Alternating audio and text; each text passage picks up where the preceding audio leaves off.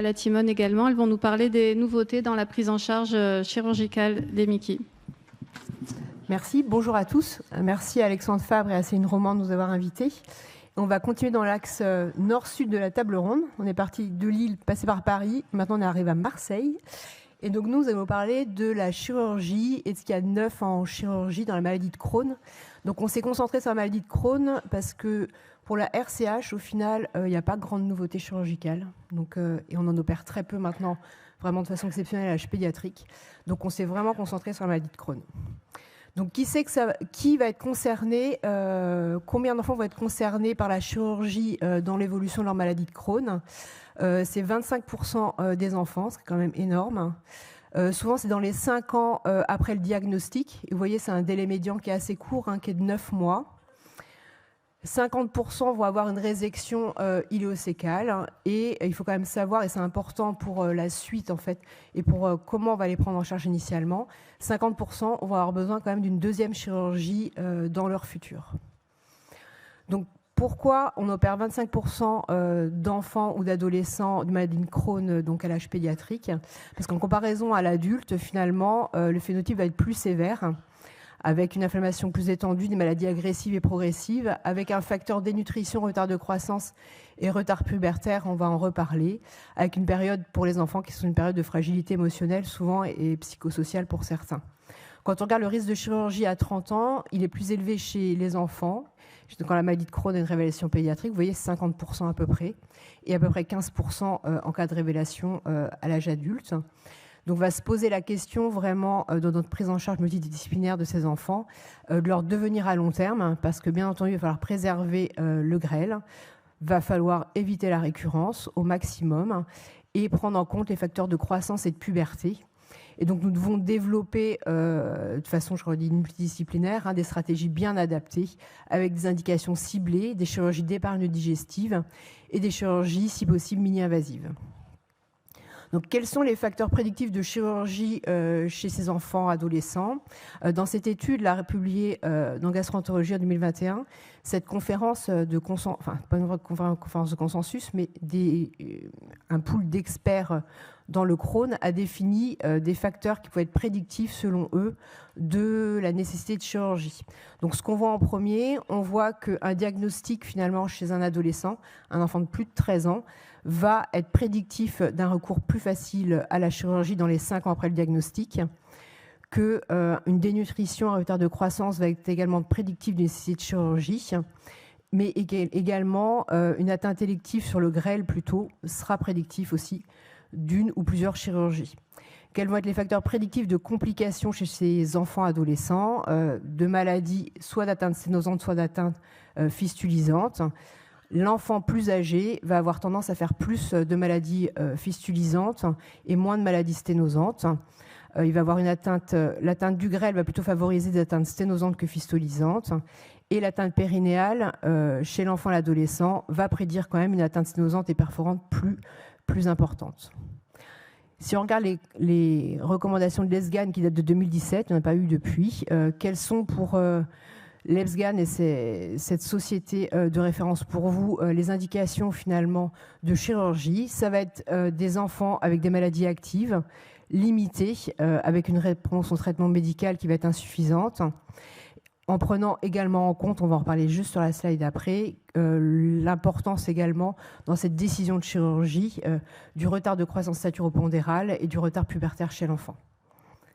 Parce qu'à la différence de l'adulte, un des facteurs surajoutés qui va nous faire décider est-ce qu'il y a de chirurgie ou pas, ça va être la prise en compte du retard de croissance, parce qu'il va falloir pouvoir positionner cette chirurgie à une période où l'enfant va encore avoir une bonne capacité de rattrapage de croissance, c'est-à-dire avant la fermeture de ce cartilage de croissance, en sachant qu'une chirurgie précoce, il a été démontré qu'elle pouvait permettre également un rattrapage de croissance assez rapide dans les 6 mois post-chirurgie. L'autre indication, bien entendu, c'est l'échec du traitement médical ou une réponse insuffisante ou un essoufflement de la réponse au traitement médical voire un risque plus élevé d'effets secondaires de complications de traitement médical. Et les formes compliquées, surtout les atteintes localisées, avec les formes fistulisantes, les abcès, les sténoses chroniques, et parfois également l'atteinte anopérinéale. Donc c'est surtout ces trois items, ces trois facteurs ces trois indications qui vont être souvent entremêlés dans la décision d'opérer ou non le patient, l'enfant, en prenant en compte vraiment d'une façon très importante le retard de croissance. Quels vont être les facteurs de risque de complications de chirurgie ?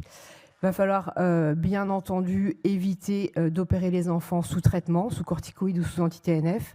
Les corticoïdes doivent être arrêtés sur la recommandation au moins 6 semaines avant la chirurgie, si possible, et les anti-TNF 4 à 6 semaines avant, et repris le plus tardivement possible, et uniquement forcément dans les formes plutôt de haut risque.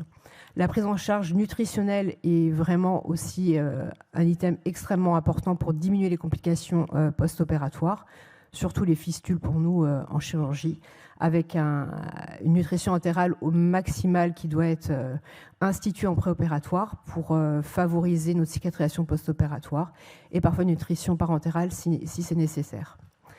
Traitement de l'anémie, bien sûr, et l'interdiction de fumer, mais ça ne concerne pas forcément une grande partie de nos patients. Merci. Donc, bonjour à tous. Je renouvelle les remerciements pour l'invitation à participer à cette session. Donc, moi, j'ai la casquette plutôt adulte et je vais donc aborder la chirurgie en cas d'atteinte iléosécale. Alors, avant de parler de vraiment technique chirurgicale, je voulais vous faire un petit état des lieux des dernières publications, puisque c'est un quad neuf, qui ont un peu changé ou qui vont un petit peu faire changer les indications chirurgicales dans cette localisation. On a toujours appris que les formes inflammatoires se traitaient médicalement. Il me semble que ce matin, vous avez eu une présentation qui abordait le traitement chirurgical des formes inflammatoires. Eh bien, on a ici cet essai hollandais, l'essai lyrique, qui avait comparé l'infliximab à la chirurgie chez des patients non opérés présentant une atteinte iléale inflammatoire non sténosante et non fistulisante. Et les résultats de cet essai randomisé montraient qu'en fait, la qualité de vie était similaire à 1 an entre les deux groupes, avec des effets indésirables similaires. Et surtout, à long terme, à 5 ans, on s'aperçoit que dans le groupe opéré, dans le groupe qui a été opéré, seulement 1/4 des patients vont avoir besoin d'un traitement anti-TNF, alors que dans le groupe qui était initialement sous infliximab, eh bien, on a quasiment la moitié qui nécessite de la chirurgie. Donc peut-être que l'indication chirurgicale va être de plus en plus importante chez les patients avec atteinte inflammatoire localisée. De la même manière, en miroir, eh bien, est-ce qu'il faut systématiquement opérer les formes sténosantes ? On a à disposition cette étude française, l'étude créole du GTED, qui est une étude observationnelle qui avait donc traité une centaine de patients par adalimumab avec l'efficacité définie par l'absence de traitement chirurgical de 64% à 6 mois. Ce succès diminue au cours du temps, mais on a tout de même à 4 ans 29% des patients avec une atteinte sténosante symptomatique qui n'ont pas nécessité de chirurgie. Et alors, il y a un score, le score de Créole, qui a été proposé pour identifier les patients qui répondraient le mieux à ce traitement médical sans chirurgie. Alors, le score est un petit peu complexe avec ces différents items. Et en fonction du nombre d'items, le traitement médical va être efficace.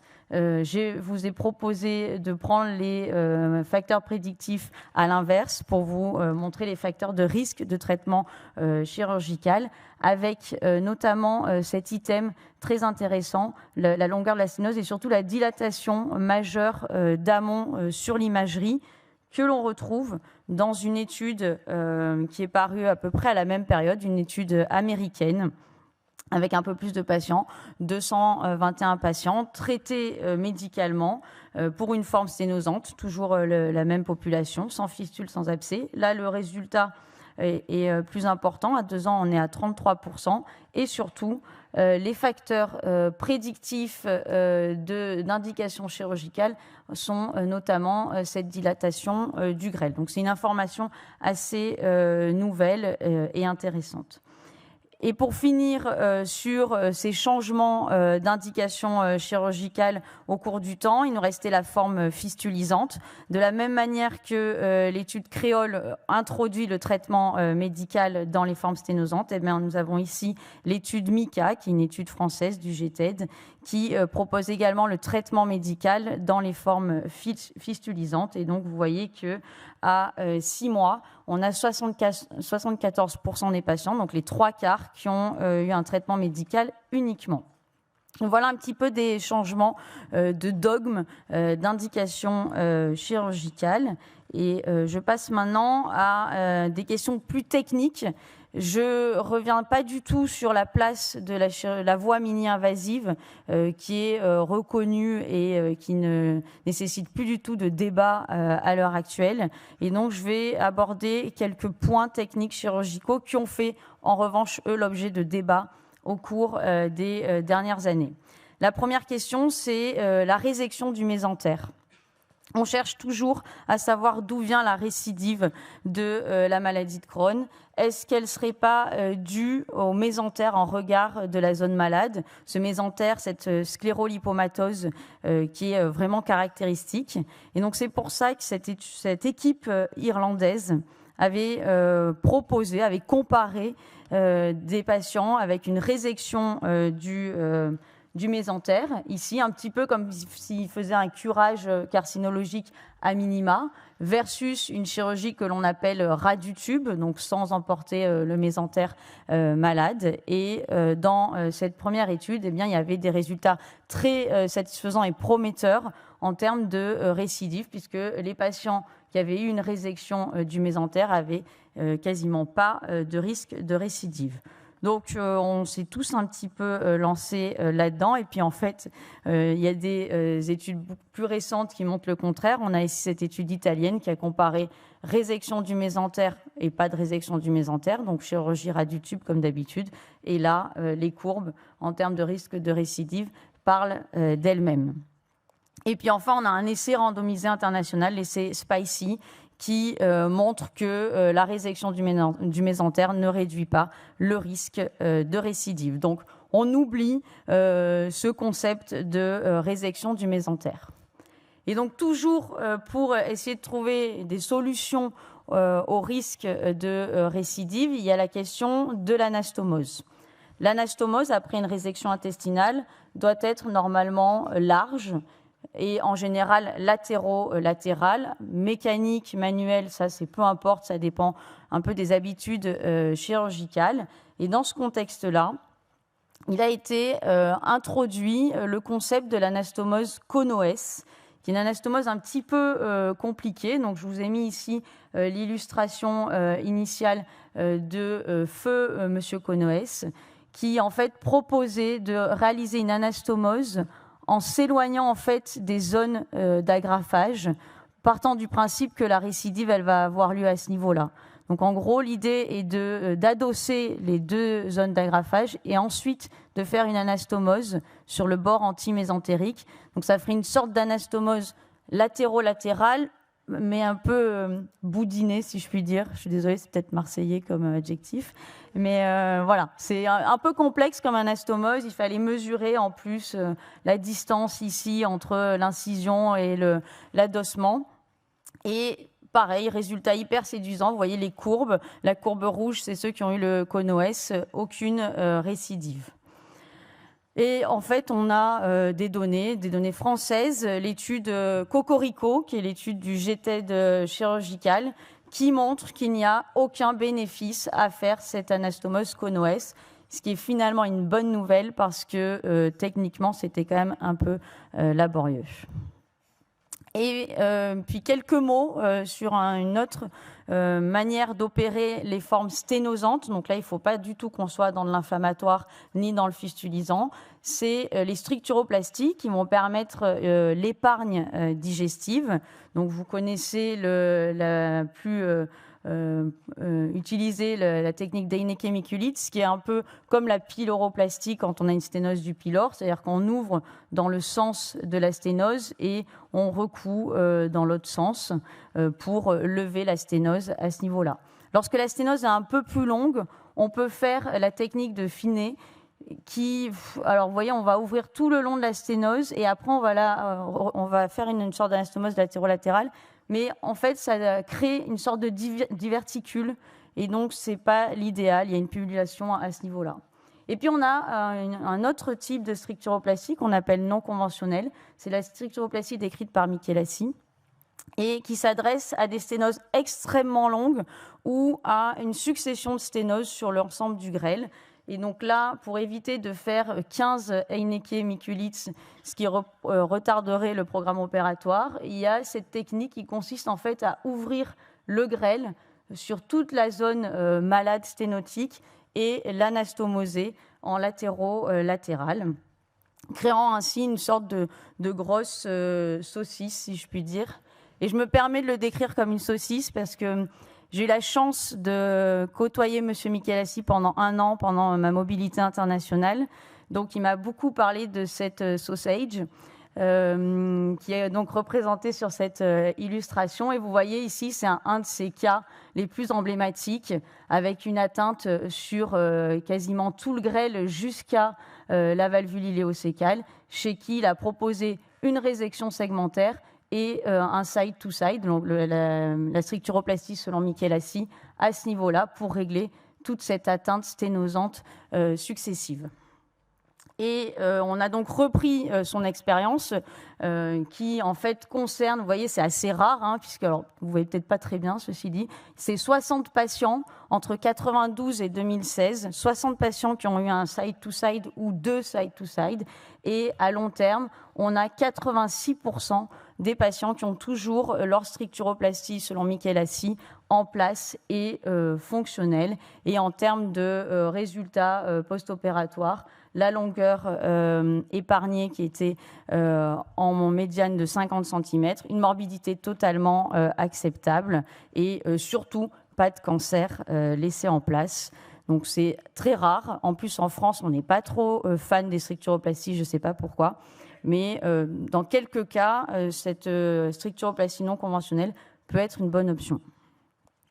Et donc, je rends la parole à Anne. Il y a des formes très exceptionnelles de prise en charge de formes coliques sévères, très sévères, des pancolites. C'est beaucoup moins fréquent que dans la RCH, bien entendu, avec des formes plutôt à révélation très précoces.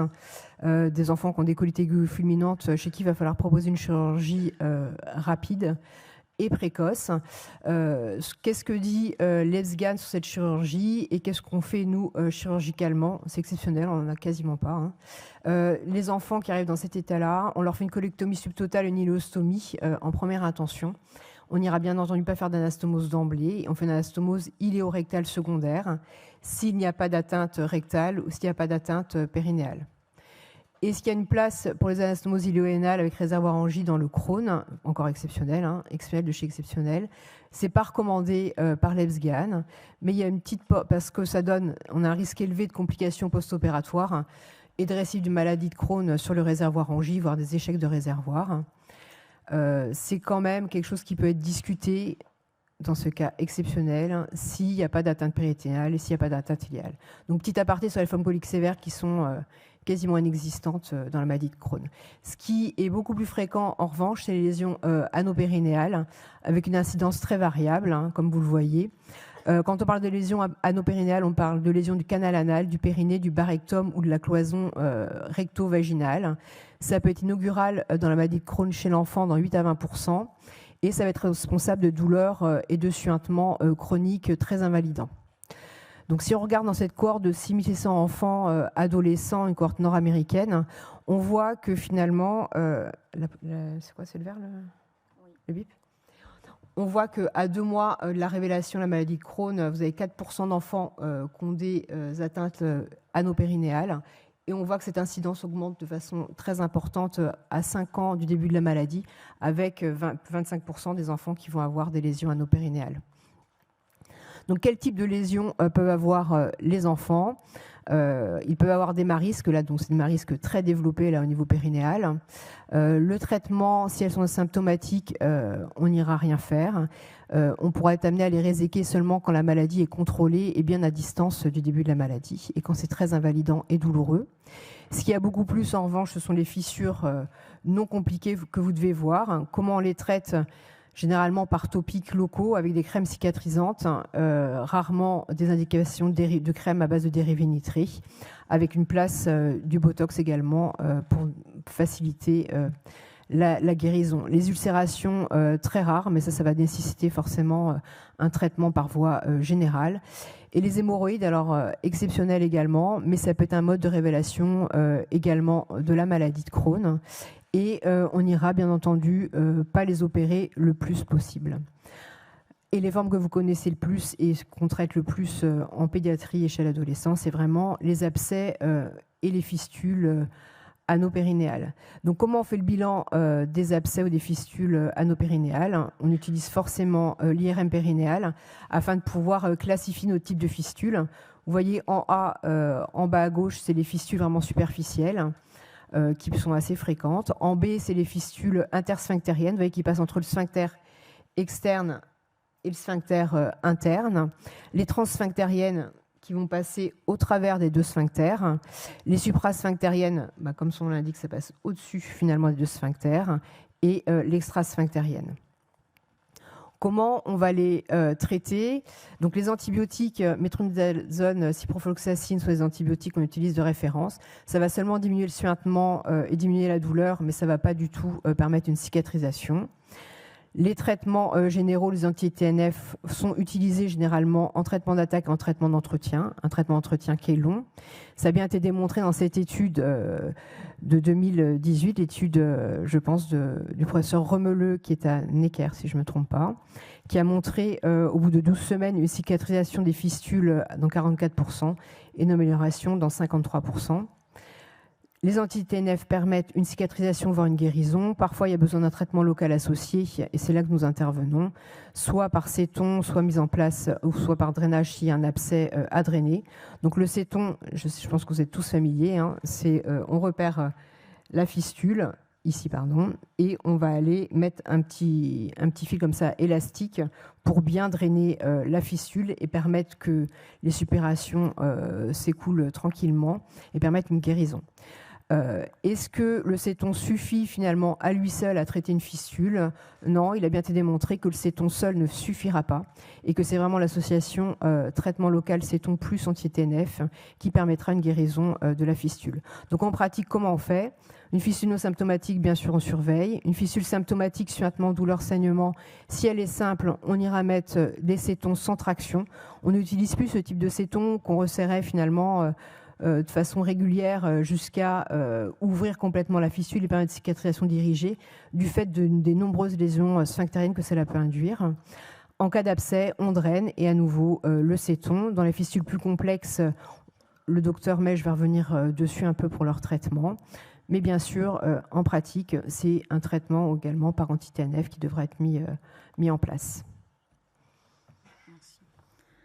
Alors, de la même manière que Anne vous disait qu'on ne met pas de céton pour faire des tractions successives, ça c'est absolument interdit dans la maladie de Crohn, il ne faut vraiment pas en parler.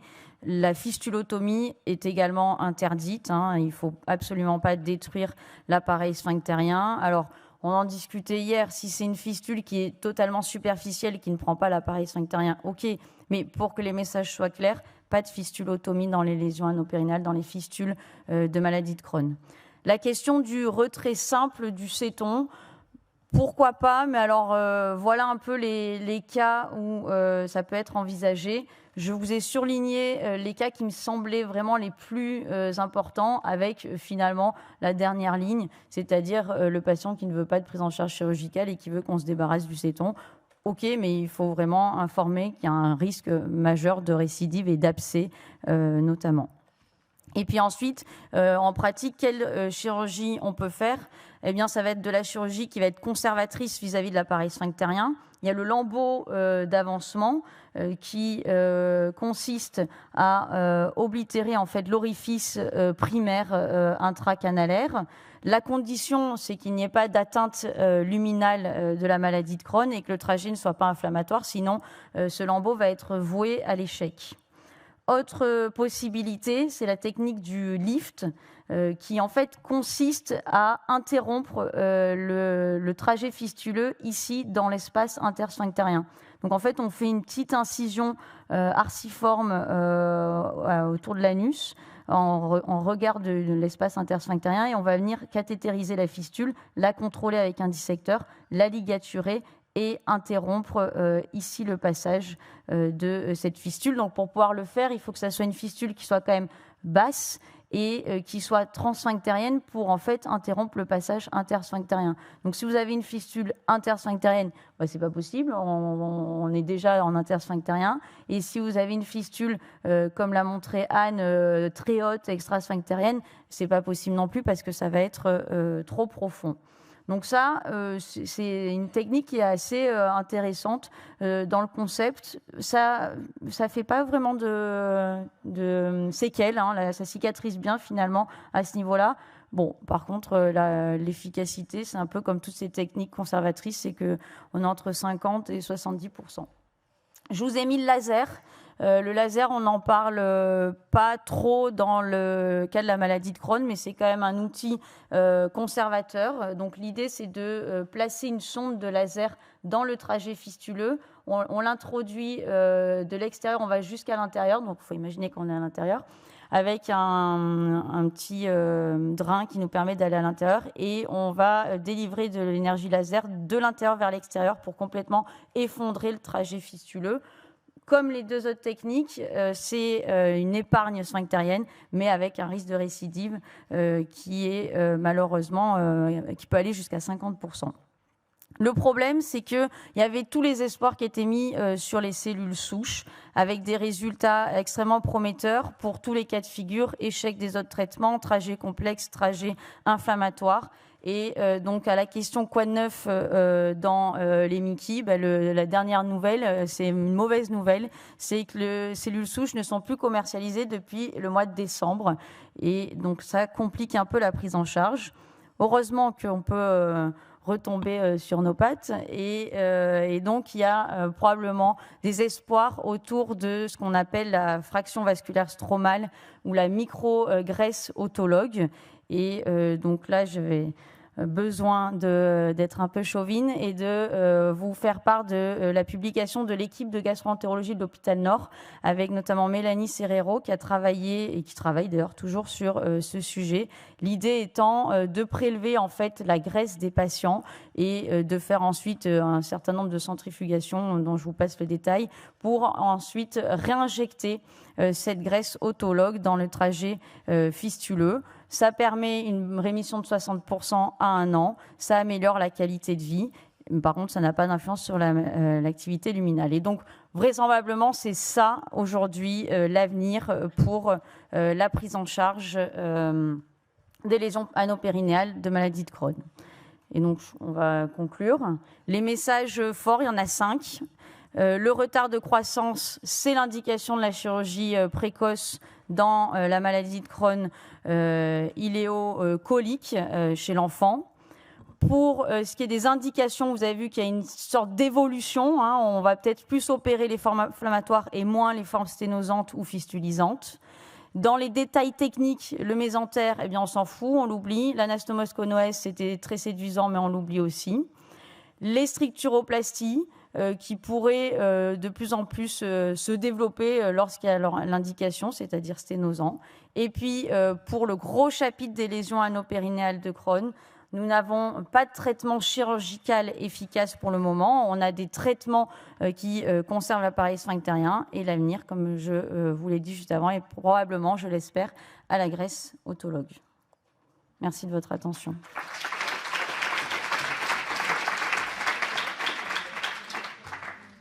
Est-ce qu'il y a des questions ? Donc les questions sont pour les 3 sujets.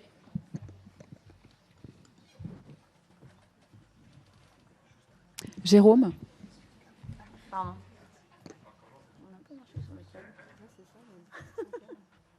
Merci. Delphine, tu nous as montré l'épidémiologie des Crohn avec le magnifique registre EpiMAD en nous montrant deux choses. Un, que ça augmente fort à l'âge pédiatrique, et deux, que c'est beaucoup plus fréquent dans cette région où travaille EpiMAD. Alors, est-ce que cette épidémiologie particulière du nord de la France ne change pas un peu les conclusions sur cette population particulière? Est-ce que tu penses que l'environnement est tel dans cette région que l'environnement est particulier, et donc que ce qu'on observe dans EpiMAD est particulier à EpiMAD et peut-être pas transposable en France, ou au contraire, est-ce que tu penses que c'est une bonne image du reste de la France et que les autres régions, finalement, comme vous avez un exposome plus important, vous êtes finalement l'avenir de ce qui va se passer en France et que vous êtes une boule de cristal pour la suite ailleurs? Qu'est-ce que tu en penses entre ces deux hypothèses? Question difficile, c'est dur de répondre à ça. Effectivement, on est dans une région où il y a une très forte incidence. Alors, il y a d'autres régions en France. Quand on a regardé la répartition des cas prévalents en France, il y a aussi des zones à sur-risque. Donc, on n'est pas les seuls concernés, mais effectivement, on a l'avantage d'avoir cette masse importante de patients avec peut-être une exposition particulière qu'on essaye d'identifier et pourquoi pas après aller reproduire dans d'autres régions les hypothèses qu'on aurait confirmées. Mais en tout cas, c'est un vrai plus pour nous, pour effectivement savoir ce qui se passe, essayer de comprendre ces maladies un peu mieux avant de pouvoir extrapoler aux autres régions en France ou du monde. Il n'y a pas du tout d'autres études en France qui permettent de dire que finalement, ce que tu vois dans le nord de la France, Pour l'instant, pas à ma connaissance. Pas à ma connaissance. On a par contre essayé de corréler les données de répartition spatiale en France avec ce qu'on voyait dans EpiMAD et en fait, on retrouve nos cas. C'est-à-dire que la méthode de recrutement n'est pas tout à fait la même entre les données françaises et les données d'EpiMAD, mais finalement avec une bonne superposition des cartes. Donc peut-être qu'on pourra reproduire à l'échelle nationale ce qu'on a vu dans la zone EpiMAD. Moi, j'ai une question, si je peux, pour les chirurgiens.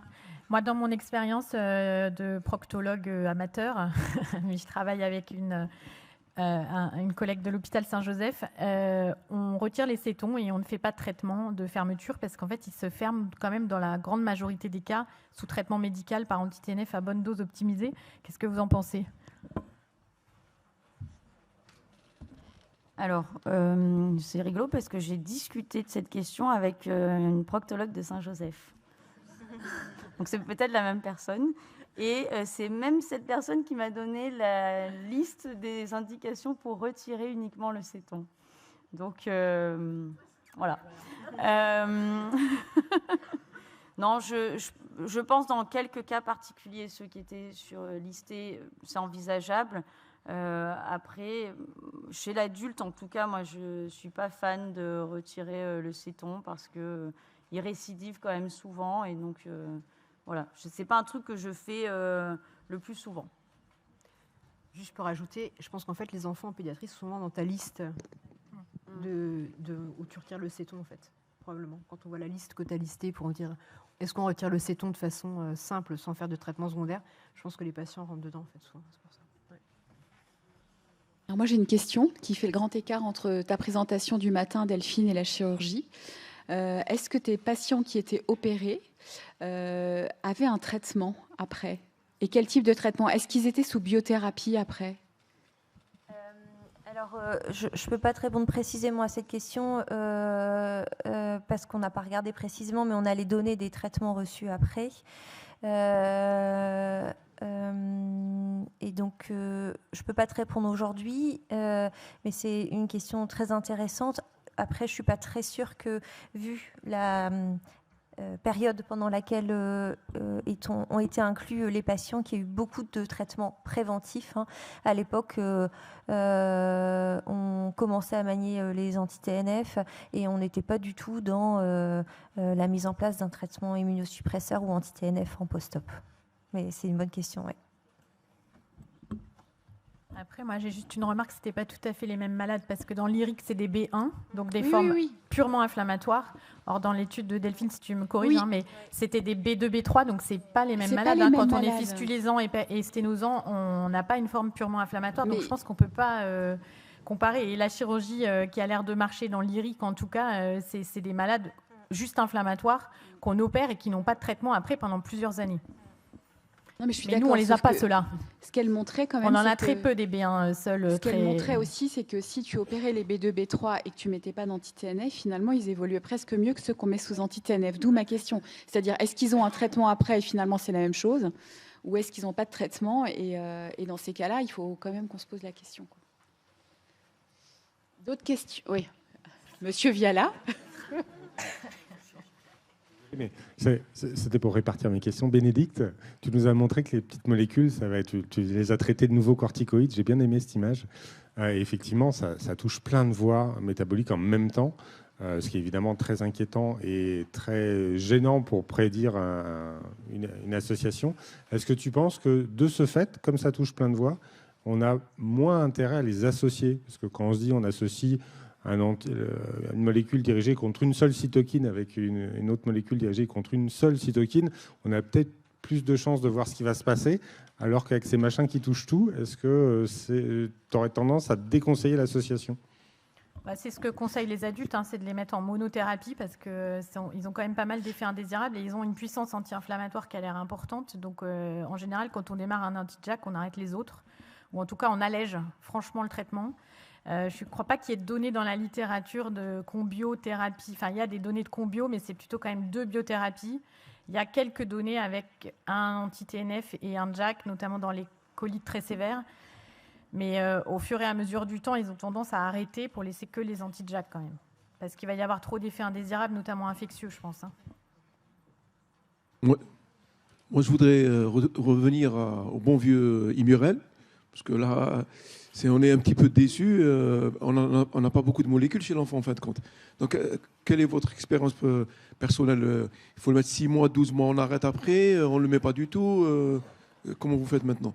En sachant que les adultes, vous avez dit qu'ils... Ouais. C'est très difficile de vous répondre. Là, je sors des GIFO de la semaine dernière où clairement le message des adultes est pareil à ECHO, c'est d'arrêter de prescrire l'azatioprine parce qu'il y a trop de risques infectieux, mais surtout de cancer au long cours. Et donc, en fait, les adultes arrêtent le traitement par Immurel. Donc, alors, en combo, ils le laissent 6 à 12 mois et ensuite ils essayent de l'arrêter. Mais après, pour eux, il n'y a plus d'indication. Il y avait encore un topo GIFOD sur l'Immurel en traitement en maintien de la rémission dans la maladie de Crohn, notamment modérée à sévère. Bon, nous, on n'a pas l'arsenal thérapeutique des adultes. On est encore très loin d'être comme eux. On a 15 ans de retard. On n'a que 2 biothérapies qui ont l'AMM. On n'a même pas l'AMM pour le Védo et du STEC. Donc, on est quand même très, très loin d'en arriver à dire qu'on ne va plus mettre de l'Immurel. Maintenant, je pense que c'est quand même notre devoir de pédiatre de réfléchir un peu à la suite. C'est vrai qu'on s'en fout. À 18 ans, on leur dit « Allez, salut, bon débarras. Moi, je ne sais plus quoi faire de toi. Pardon. Je ne sais plus quoi faire de toi. Je t'envoie chez les adultes. Ouais, super. » Mais on prépare quand même l'avenir.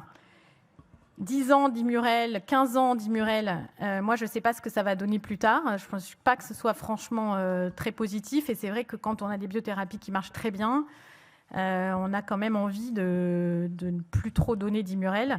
Voilà, maintenant, on est hors AMM dans ce que je vous dis, on est hors reco. On va voir ce que disent les nouvelles recos qui sortent de l'EPSPGAN. Elles vont sortir en 2024-2025. On va voir où est-ce qu'ils positionnent l'Immurel.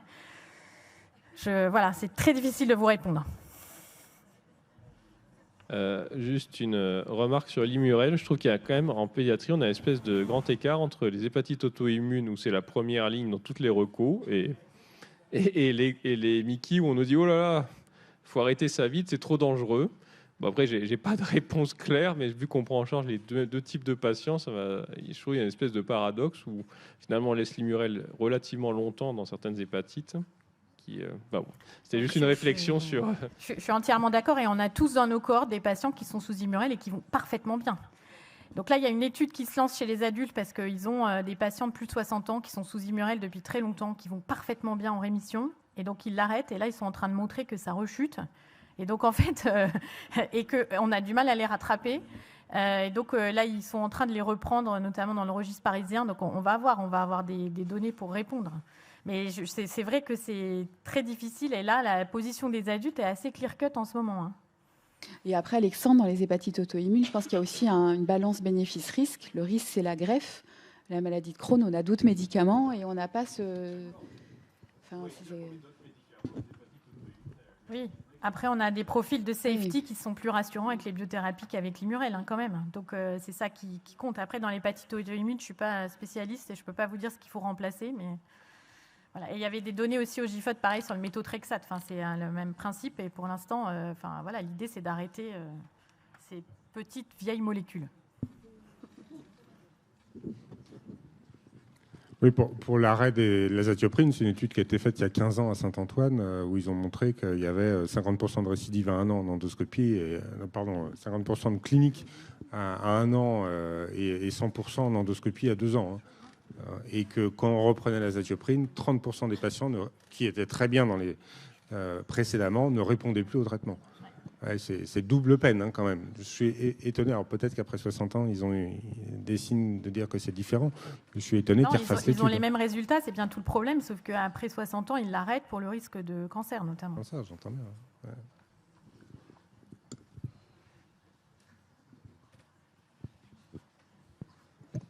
Merci Bénédicte. Avec les anti-JAK, est-ce que tu conseilles le vaccin contre le zona? Est-ce que tu arrives à le prescrire en pratique? Parce que comme il n'y a pas la MM en pédiatrie, c'est pas remboursé. En fait, c'est toute une histoire. Alors, et c'est 200 €. Les adultes le conseillent à tous les patients, donc ils sont en train de le faire à tout le monde. Moi, je pense qu'il va falloir en tout cas qu'on s'en préoccupe un peu chez peut-être les grands. L'AMM, je ne sais pas où ça en est parce que ça devait changer. Je me demande si on n'a pas l'AMM au plus de 15 ans, mais il faut revoir. Alors c'est 18, mais je pense qu'en tout cas il faut vérifier s'ils ont eu la varicelle déjà, parce qu'on peut déjà faire des choses avant de mettre les traitements. Donc voilà, mais oui, on va à mon avis élargir les indications. Hein.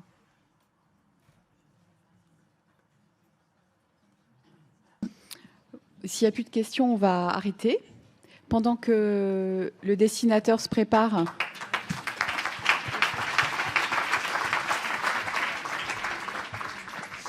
J'ai un petit message à vous faire passer pour le déjeuner.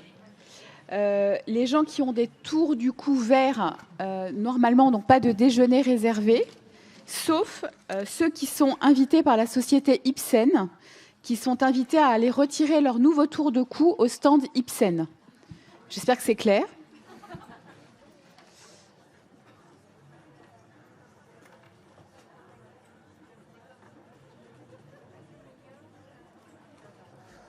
Donc, on a parlé des Mickey. Et quoi de neuf dans les Mickey? On a commencé avec Delphine Lay. C'est la première des Spice Mickey Girls. On m'avait commandé de vous la présenter comme ça.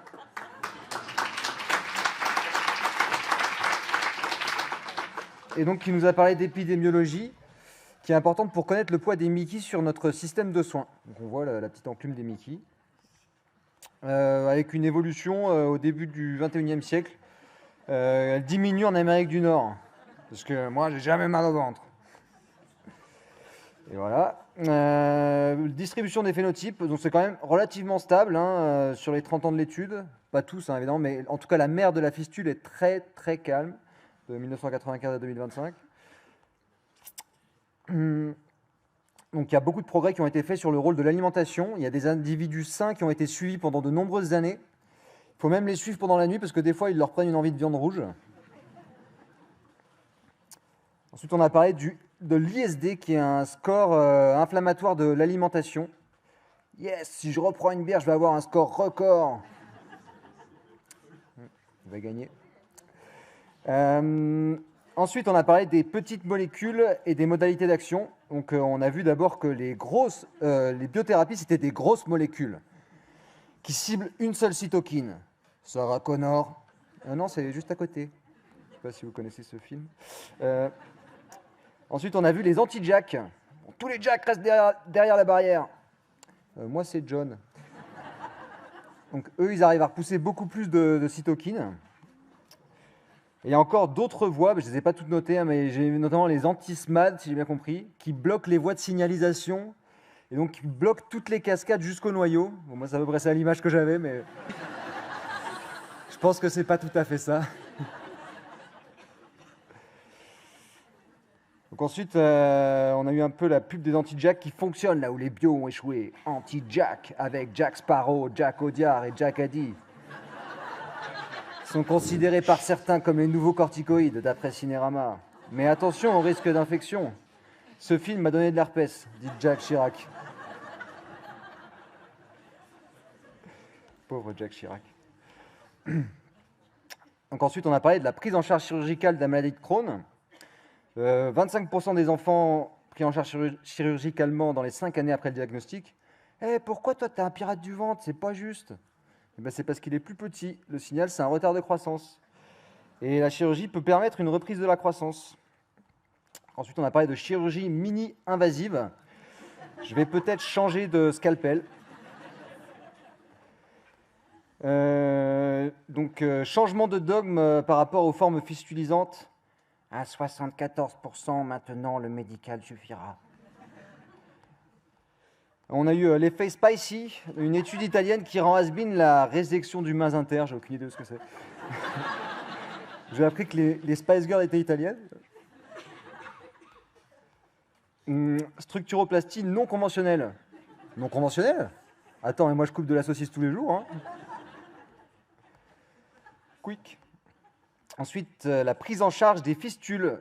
Donc l'antibio, ça suffit pas, c'est juste un antidouleur, mais il n'y a pas de cicatrisation. Il faut un anti-TNF avec un céton. Ça sointe, on draine. Je pense pas que j'ai bien compris ce que c'était qu'un céton, mais